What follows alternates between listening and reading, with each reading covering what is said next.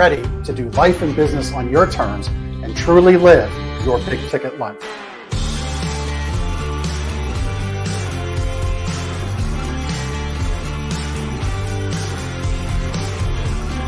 You either make excuses or you choose to level up. What amazing guests living the big ticket life.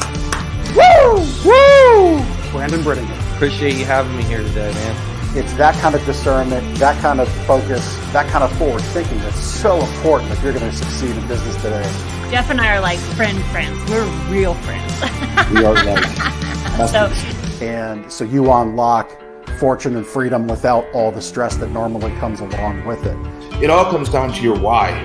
You know, your business, why are you doing it? You know, how is it going to change the world and what's it going to do for your family? I want you to celebrate your success. Talk about the struggle, but I promise you, the story is in your struggle. They'll never be able to say that about me because people only see me working hard in anything that I'm doing whenever they see me. Focused on your success and the success of those around you. But being that constant in your community, good or bad, whether things are great in the community, bad in the community, who's steady? Unapologetically do business and life on your terms and truly live your big ticket life. What amazing guests living the big ticket life.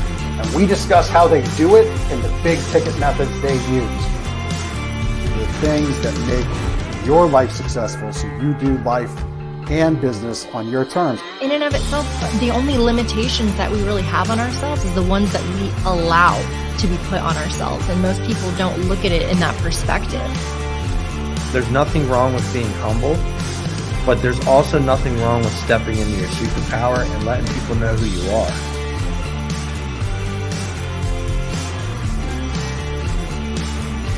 Get ready to do life and business on your terms and truly live your big ticket life.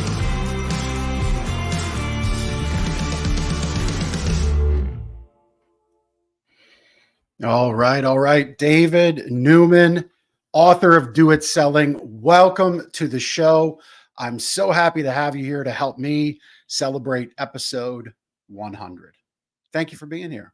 Jeff, it's awesome to be here, and you don't look 100 years old, but congratulations.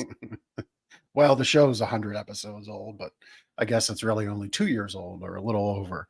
But thank you. You know, I'm sure you've read this stat that less than 8% of podcasts get out of episode 8 or something like that. I know Chris has those stats, and I'd be remiss right now to say, David, you got to know Chris Stone from Cast Ahead in the pre-show a little bit as we got ramped up and the engine's firing here. I couldn't have done this without Chris and his team's help. So Chris, thank you so much for making the show great. The graphics, the music, the intros, the edits, all that stuff that happens that I just get to show up and do my thing like the diva I deserve to be.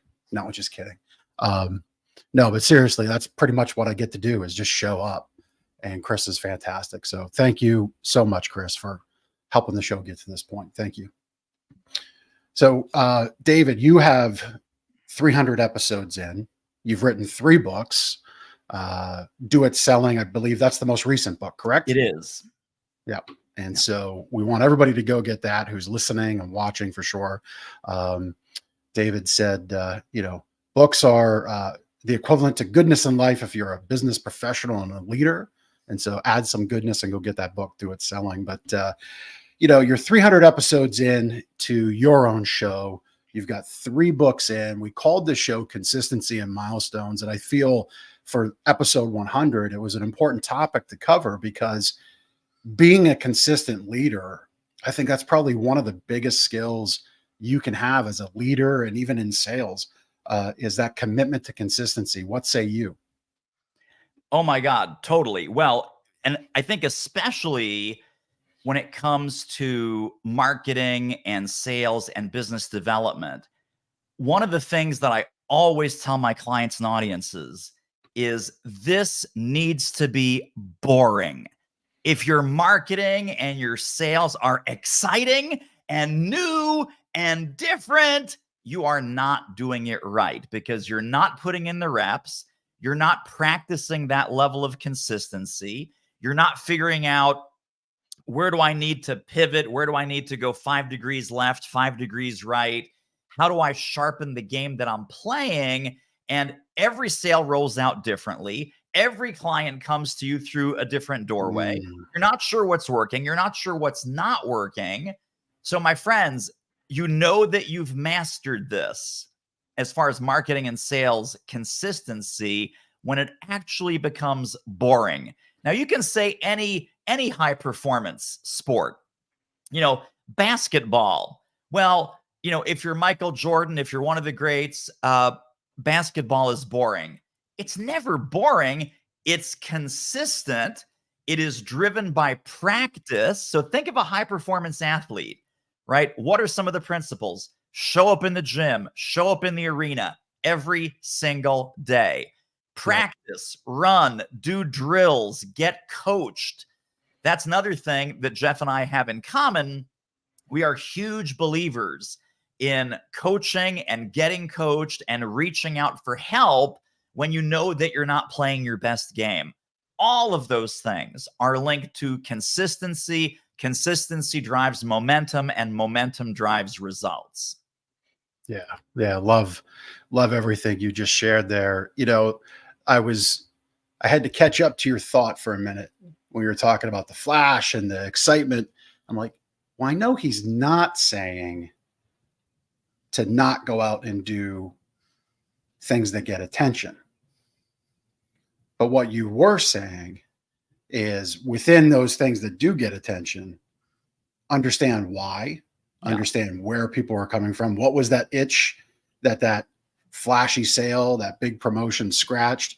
What was it that did that? And understand that so you can go back to that. You can have the flash, you can have the pizzazz, all that cool stuff, but you got to build up to it, right? You can't just come out one day and decide I'm going to be an entirely different marketer. Yes, exactly right. And when I say boring, I'm specifically boring to you, not boring to your audience, not boring to your prospects, not boring to your subscribers and fans and followers, but boring to you in that, 100 podcast episodes. Really? I have to do another podcast. Now, again, after 300 episodes, I don't feel that way.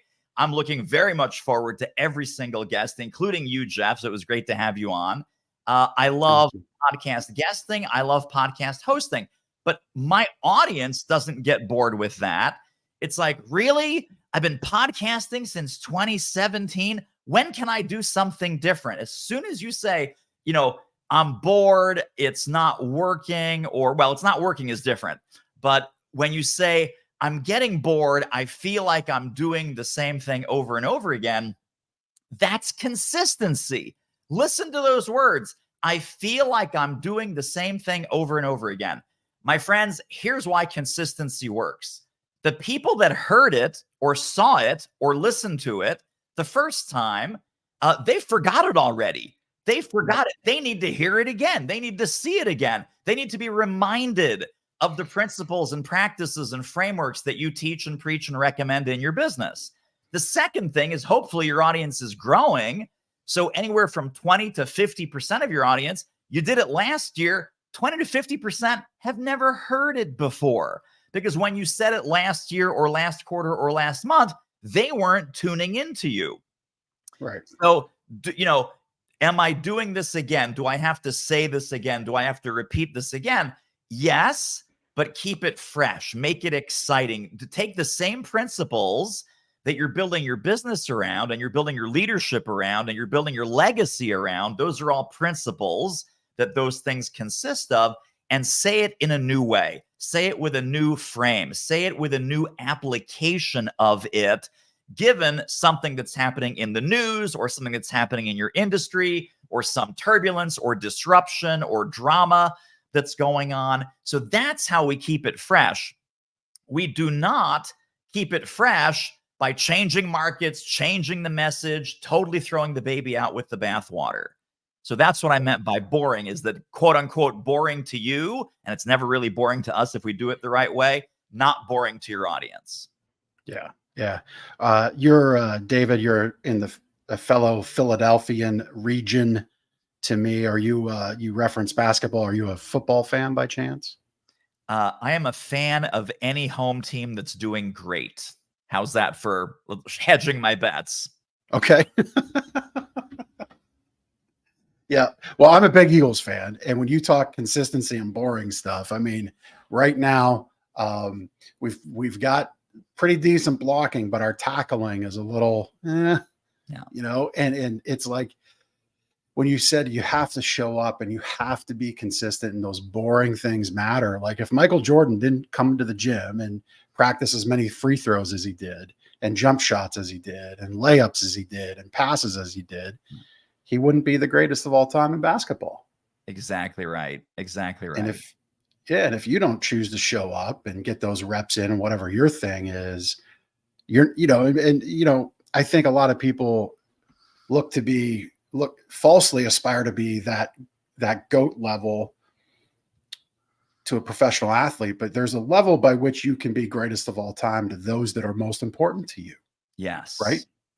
Big time. And so some tips there to impact that leadership, impact those you serve with what you sell. Well, so for the parents that might be watching, there's a saying about parenting that don't be upset if your kids don't listen to you.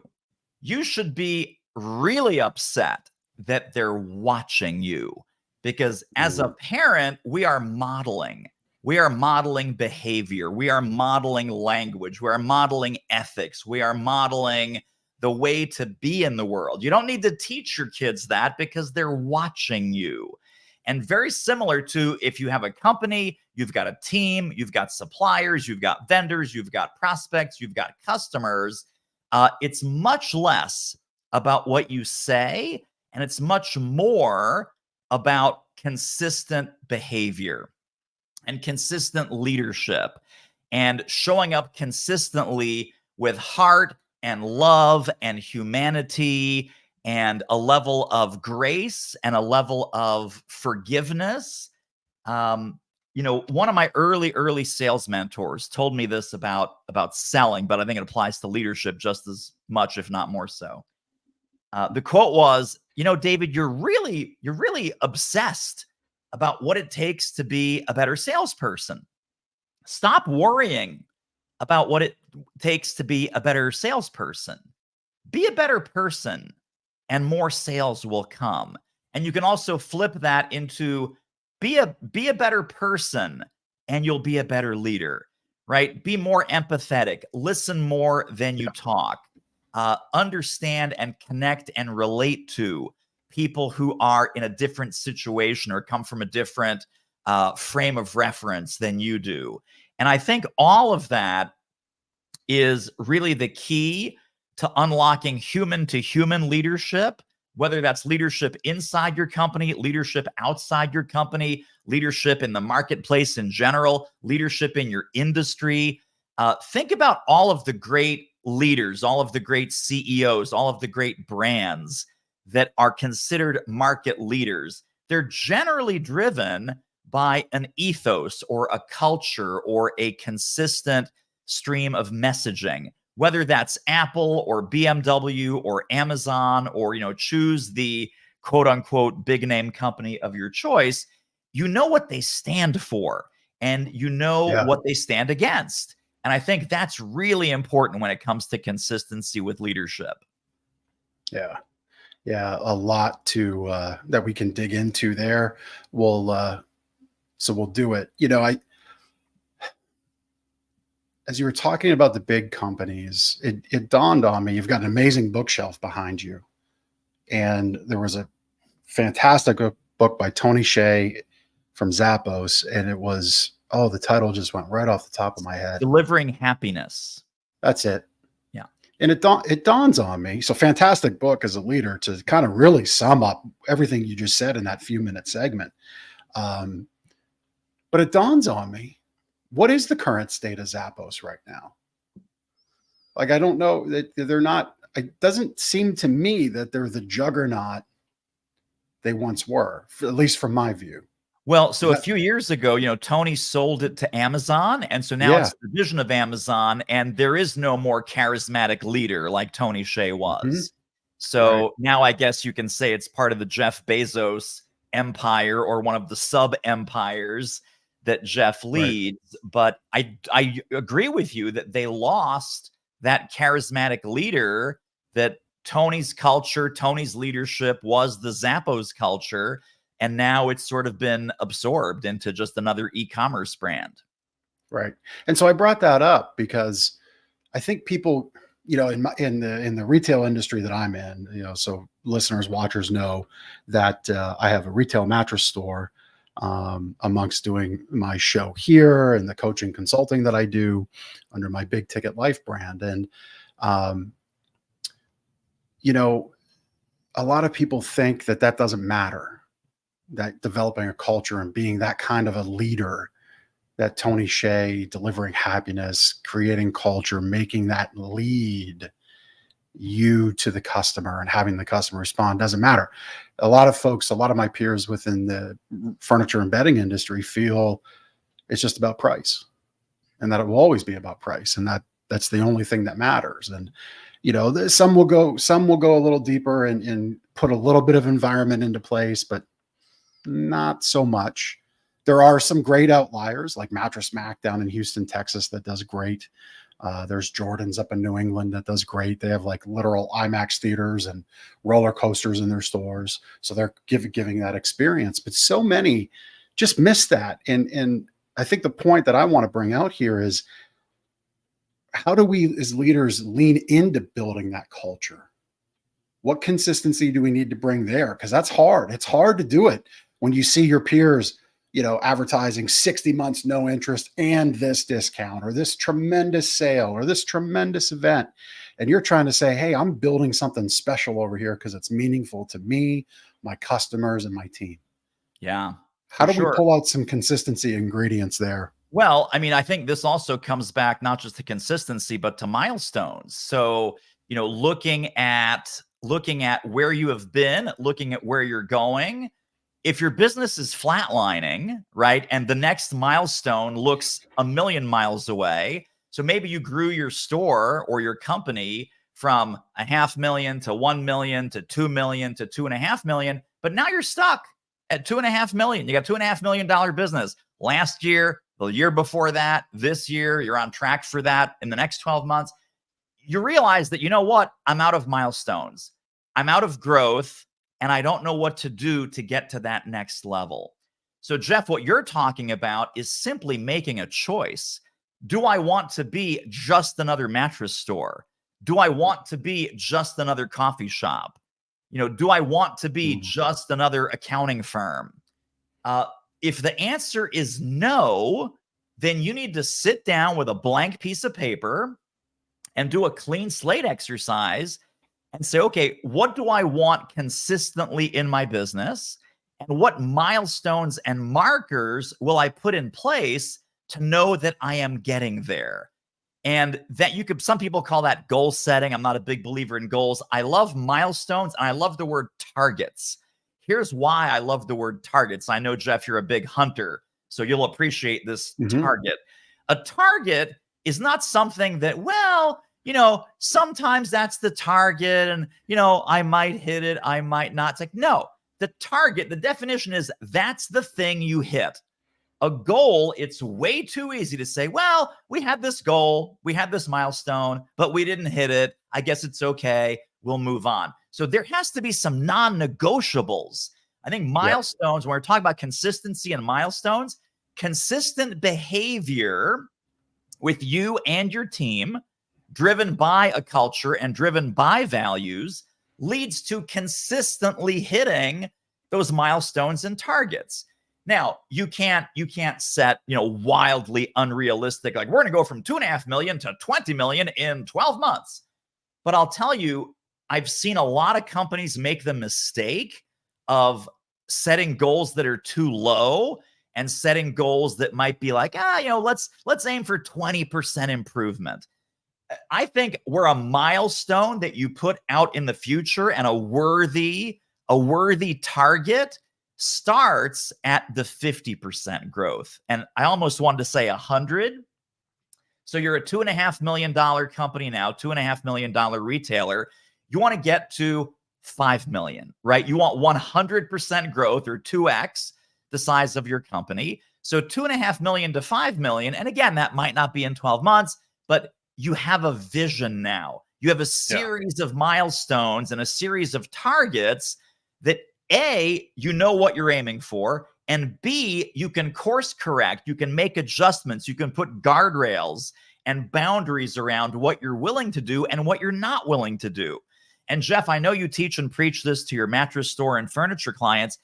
Discounting and price shopping, nobody has ever discounted their way to greatness. Let me correct that. One company has, one in the history of the world, and they're called Walmart. And you can't out Walmart Walmart. They're already there. They already own the bottom. It's our job to do everything we can to own the top. Yeah. Yeah. So much greatness there. We've got a couple people tuning in. Dave Gatto. David, you would love David Gatto. So David Gatto's story is one of certainly struggle turned into triumph. Gentleman who, and this is his story. He shared it publicly, so I'm not sharing any secrets or anything. But this is somebody who, ran into the prison system, got out, literally earthly possessions in one bag, and consistently made good choices to do good things and serve people with the very skills he possessed, which were his two hands and his work ethic. And he went door to door doing some home improvement stuff, helping people, cleaning their gutters, mowing their yard, landscaping, concrete, fencing, whatever. And now owns a tremendous fencing company that's expanding like crazy. I love that I got to meet David Gatto a month ago, which I got to meet him by getting to a personal development event, getting outside of my comfort zone, which I think is great. That's a great lesson of the people that you can connect with and meet in life. So David, thank you for tuning in, man. I appreciate you. And then somebody else, a Facebook user, target versus goal. I love that. And I'm so glad we went back to that comment because you're right, David. The hunting analogy for targets is very important because if you're fuzzy with it, a lot of people think, oh, it's easy to hit a deer. They're so big, or an elk or a bear. The reality is an ethical hunter, a consistent hunter, a hunter who's in it for the long haul of the game, really has a target about that size on any given animal. Maybe a little bigger, maybe a little smaller, but certainly not the whole animal. Yeah. Because you want to hit the target in the right way. So it's an ethical event between you and the animal. I'm trying not to use certain words here because I know Facebook picks up algorithmically on audio. I can prove that. We've had that happen in the past. Yeah.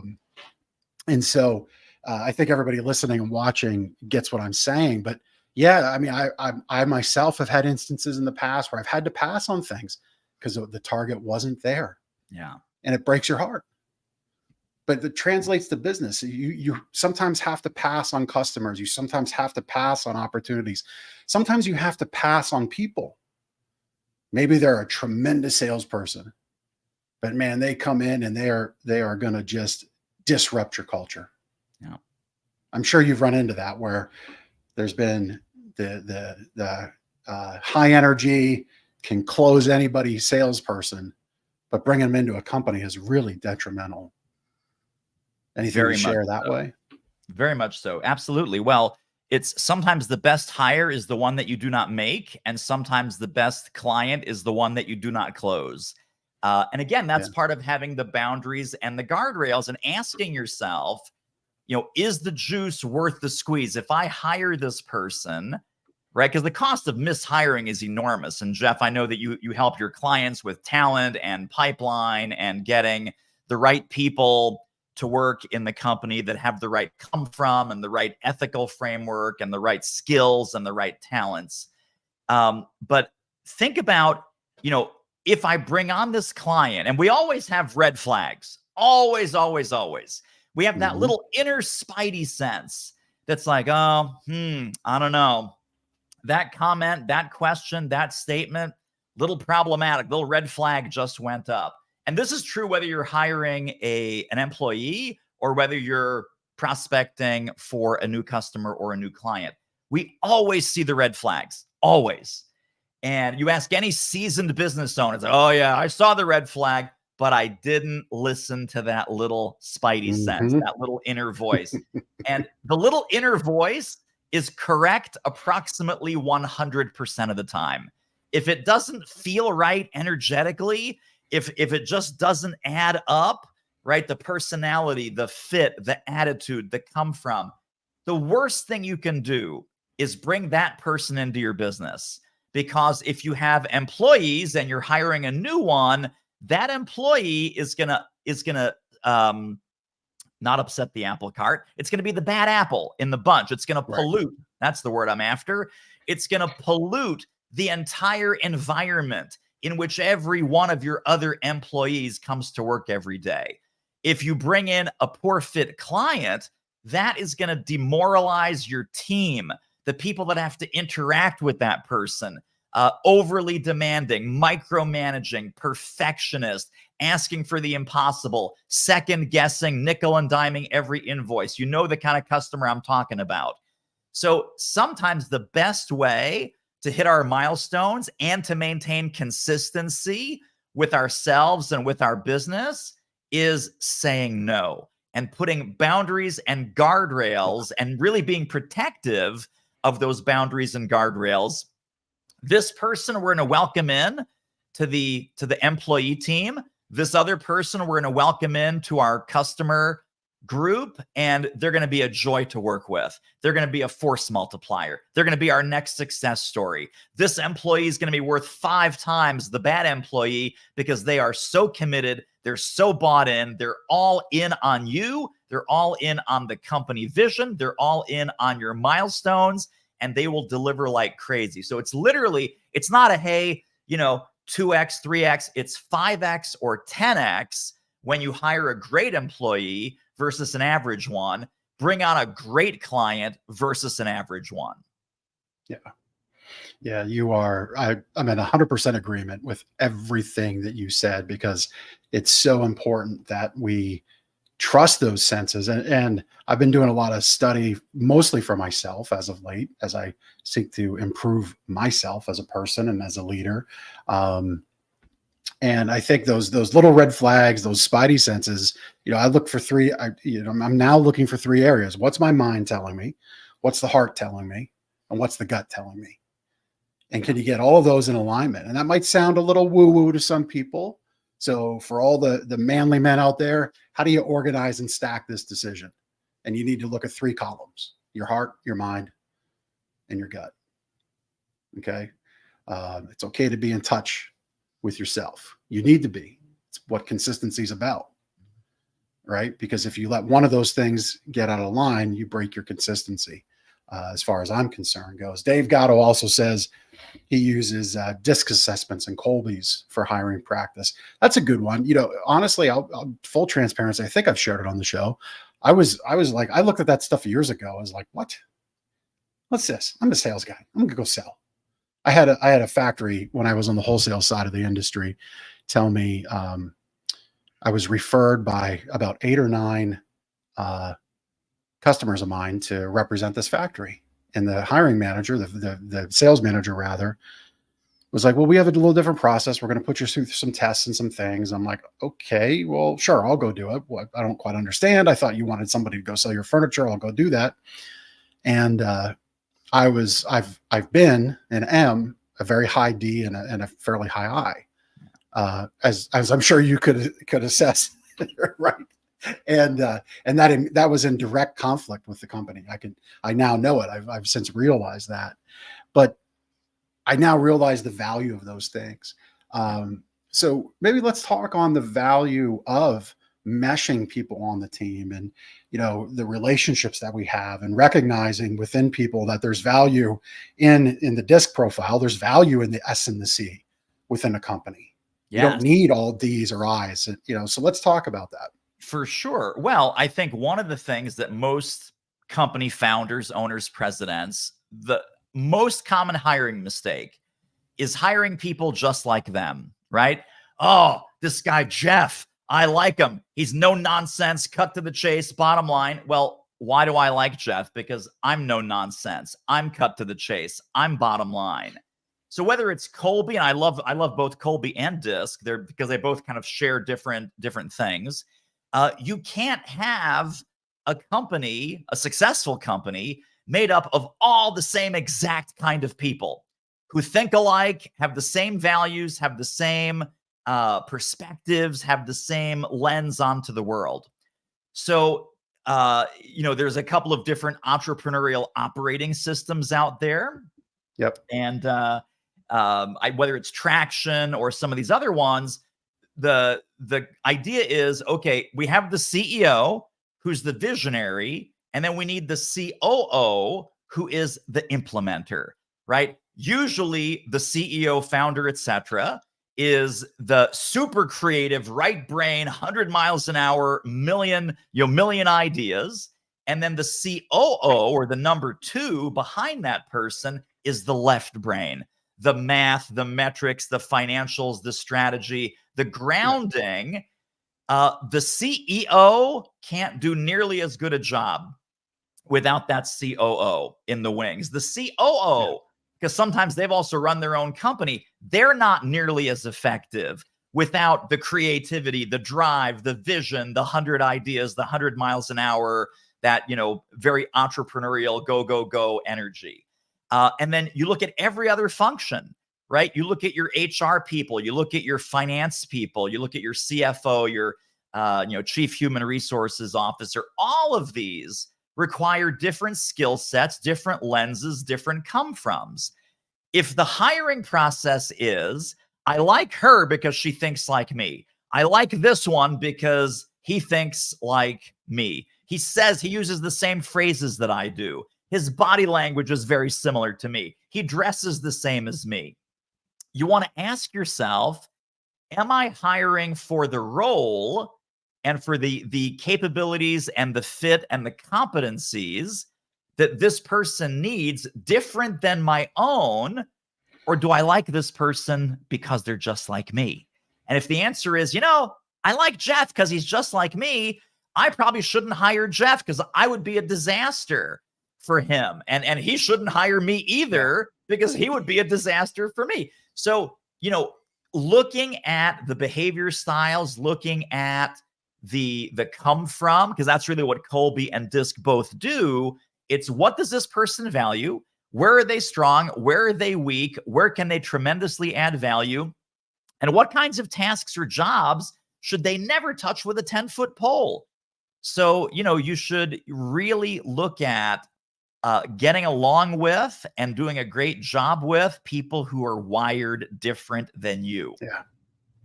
Yeah. No, I mean, we are rolling down the highway at 80 miles an hour together right now on these topics. I love it all. I am that exact. I was pointing to myself, so if you're listening to the show, you couldn't see it. But if you're watching, which, by the way, if you haven't grabbed on, after 100 episodes, we do this live every Tuesday at noon on YouTube, LinkedIn, and Facebook. So subscribe there, or continue to listen on whatever podcast player you enjoy.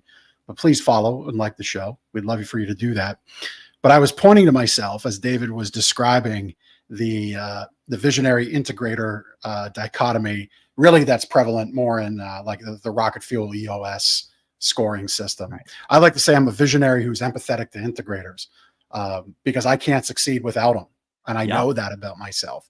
I have that exact dynamic in my mattress store with my business partner, Ben.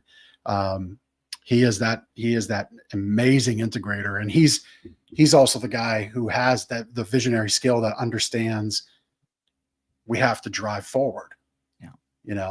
Over the years, I've been that leader who's like, on any given idea, I'm like 95 yards downfield, ready to score the touchdown. Everybody else is at the other 5-yard line saying, what the hell was the play? Right. And I'm looking back like, what is wrong with you people? And that's what exists. Right. And as you were expressing it, I would drive home for anybody listening who would maybe want to, play point counterpoint with this conversation. If you just hire a bunch of David Newmans and a bunch of Jeff Chinakovos in your business, because you like them. We like ourselves, right? The problem is you got a bunch of visionaries hanging around. I don't know. I'm not sure your score, David, but for me, you got a bunch of visionaries hanging around. You got a bunch of people who don't want to go swing the hammer, who can't swing the hammer, who don't like swinging the hammer, so to say. All of a sudden, you got people selling things. You can't have anybody fulfilling. You can't have anybody doing operations. You can't have anybody doing customer service because that's not my strong point. Right. And all of a sudden, you got a company that's just set up to fail. Yeah. And that growth, you're never going to get there. Yeah. You might be their top line, but everything that's a gaping hole that you refuse to recognize, all your profit, your customer experience, that culture you're trying to build that we touched on earlier, just falls through the bottom of the bucket. Yeah. Yeah. Could not agree more. Could not agree more. And then having a diversity of voices and opinions and perspectives, even though from the founder, you're like, oh my God, guys, you're on the 5-yard line. Come up, catch up with me. Where you end up when you take in this diversity of different voices and perspectives is almost always a better decision that will lead to more consistency, because the one thing a visionary is consistent, right? We are ping ponging Come on. all over the place. I just read a book. I just came back from a conference. I have a new idea. And so having the team that anchors you and refocuses and helps you with, again, the consistency and, hey, is that going to move us closer to the milestone? Sometimes I say, you know what? You're absolutely right. It was a great idea, but either it's not for us or it's not now. And those are the two filters that I would encourage everyone to look at when you have like a bright, shiny idea or a new initiative, or let's expand into this, or let's start selling that. Is that in line with the consistency that you've worked so hard to build? Will that help you with the milestones? And is it, number one, maybe it's not for us, maybe it's for a different company, right? It doesn't meet with our strategy. It doesn't connect with our strategy. So not for us or not right now. Does this make sense to do? But let's do it in Q3. Let's do it sometime next year. Let's do it 2 months from now when the new facility is all built out, whatever it is. So not for us and not now. Two really important management filters when people from different perspectives and different disciplines in your company get together for a meeting of the minds. Yeah, no, I love that. And I'll add, that understanding of different perspective, that understanding of different personality, to use that analogy, I've run the play myself. Nobody else is with me. It's not that they around me didn't want to score a touchdown. It's not that they don't like football. It's not any of that. Yeah. It's not that they don't want to block. It's not that they don't want to run a route. It's not any of that. It's just, as a leader, we've got to understand. I call a play this way. Half the team hears it the way I said it. Yeah. The other half, I have to adapt it for how they take it in, right, and how they hear it. So whatever your goal is, to get out of the football analogy, whatever your goal is, some people are just like, oh, that goal, perfect, fantastic, more sales, money in my pocket, I'm in. I guarantee you the operations, fulfillment, customer service side, they hear a new initiative as, oh crap, a whole bunch of stuff just got dumped on my plate. Yeah. Because they aren't listening when I've told them we've got this problem for fulfillment. They aren't listening when I've told them logistically we can't take any more freight into our dock because we're maxed out. Right. Unless we expand our hours on the dock, or unless we bring in another warehouse crew or hire another delivery crew. So that's a problem. Yeah. And when you get pushback on that as a leader, it's all in how you handle it, isn't it? Yeah. Absolutely right. Absolutely right. And knowing that, so my final kind of framework on this, and I tell everyone that joins our company, every new hire, we have a one-on-one early on. And I say, at the end of the day, I work for you. So yes, I'm the CEO. Yes, I'm technically the boss, whatever that means. I'm here to make sure you're successful. I'm here to learn from you. I'm here to get your best thinking and your best ideas. And please know that anytime you contribute, an idea or an initiative or an opinion, number one, it will be listened to. Number two, it will be seriously considered, just like everyone else on the team. And I am very, very open to changing my mind. Now, none of those things used to be true. Back in the old days, it was my way or the highway. I did not have that consistency. I did not have that emotional maturity to say, I'm here to serve you. I'm here to make sure you're successful. I'm here to listen to you, get your best ideas. When I started doing that, our company started hitting milestone after milestone after milestone, whether that's number of clients, whether that's revenue, whether that's profit. So I realized, I am not the dictator around here, or at least I'm a democratic dictator, if that such a thing exists. And I really do work to make my team successful. I'm not here to tell you what your job is and then tell you how to do your job. If that's our relationship, I don't need you. I just need an extra 3 hours a day, and I'll go and do your job. I'm hiring you because you can do your job better than I can do your job. And that's another big aha for most entrepreneurial leaders is understand, a lot of people lose sleep over no one can do it as good as I can do it when the company is growing. What you will find out is there are plenty of people who can do it as well as you can do it. And there's a lot of people that can do it better because that's how they're wired. That's their full-time focus. That's their full-time job. And you start bringing in these people that are literally better at that job than you are. That means that you are a leader who can grow and you have a company that can scale. If you keep putting your fingers in the pie all the time, your team will resent you and you will start flatlining in the business. Man, like I said, we're now 90 miles an hour in the fast lane together. I say often people, friends, family connections want to get something from our store. And I say, look, just go in. My team is better at this point than me. Yeah. Honestly, I think working with me directly does a disservice to you. Yeah. Which, there's a little subtle thing in there that pulls out, is this person just looking for a discount without asking it, right? Directly. But really but more so it is true. It is 100% true. I would want my best friend. I would want my father. I would want my grandmother working with my team because they are better at it than I am consistently. So David, as we look to wrap up our time, man, definitely people watching and listening have gotten to know you. They see what you're doing. Fusion Marketing, Jim Fuse, thank you for tuning in and watching the 100th episode. David, do you know Jim Fuse? I do. We are social media friends. We have not met in person. Fantastic. Yeah. Well, live podcasting, you get to meet almost in person, right? That's right. Through the screen.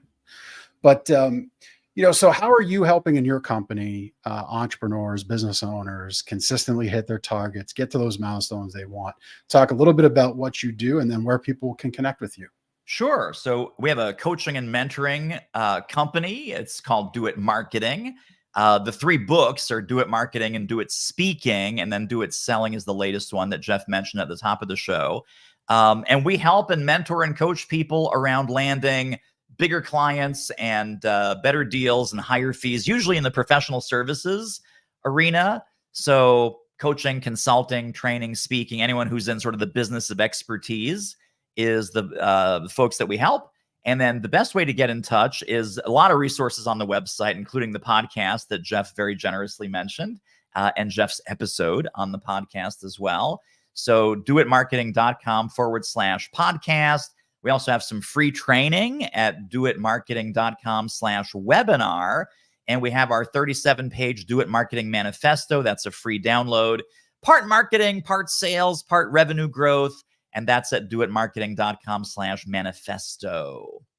So those are all some free resources, some places to look, some places to check out. Love it. And, I'm sure your process backs up everything you said. Free resources, great ways to get to know you. I'm sure along the way, if you see that you're a fit, you'll let people know. If you see that you're not, I'm sure you'll let people know. Yeah. Absolutely. Yeah. And so there's no reason not check out what David has to offer for you. I'm a big fan. David got introduced to me through Mike Capuzzi, incredible friend of mine and business partner, but really a true friend. And I love David. David, I love everything you're doing. Go get his new book, Do It Selling. It's on Amazon, I guess, and buy it through your website. So doitmarket.com/selling. You'll go there, see what the book's all about. But Do It Selling, that's his newest book of 3 books. Very few people write 1 book. David's wrote 3. He's got 300 episodes. This is a man who lives consistency, who lives milestones. David, thank you so much for being a part of this milestone, the 100th episode. Couldn't have thought of a better guest. Thank you so much for joining me today. Jeff, such an honor. I appreciate you, my friend. Thank you. Thank you. Everybody, thank you so much for tuning in. It's just a really it's a joy for me to be able to do this show.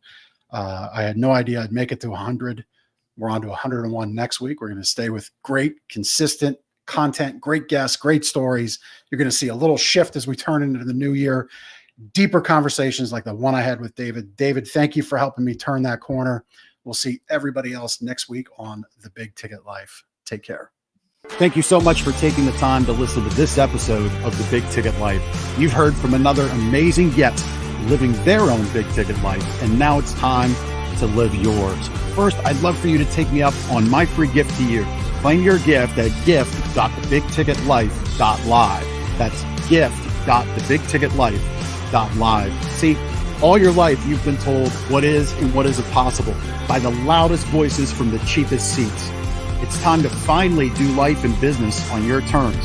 Sure, you've heard similar things, but without clarity on what can be done, it's easy to have your customers, employees, maybe even partners, and your spouse keep you from truly living a big ticket life. My big ticket methods shift you into that investor seat in your business, away from commodity and away from competition, into a market of one, so you can finally live your own big ticket life. So my gift to you is for you to book your discovery call today, where we'll uncover first the Chivo behaviors, those chief everything officer behaviors that hold you back, and why moving into the investor seat in your own business is critical. 2, we'll uncover the premium position that's up for grabs right now in your market that you're missing out on. And 3, which big ticket methodologies are just waiting to be dropped into your business to explode your sales and profits. So again, thanks for listening to this episode. I'd love for you to take action right now. Accept this gift. Book your call.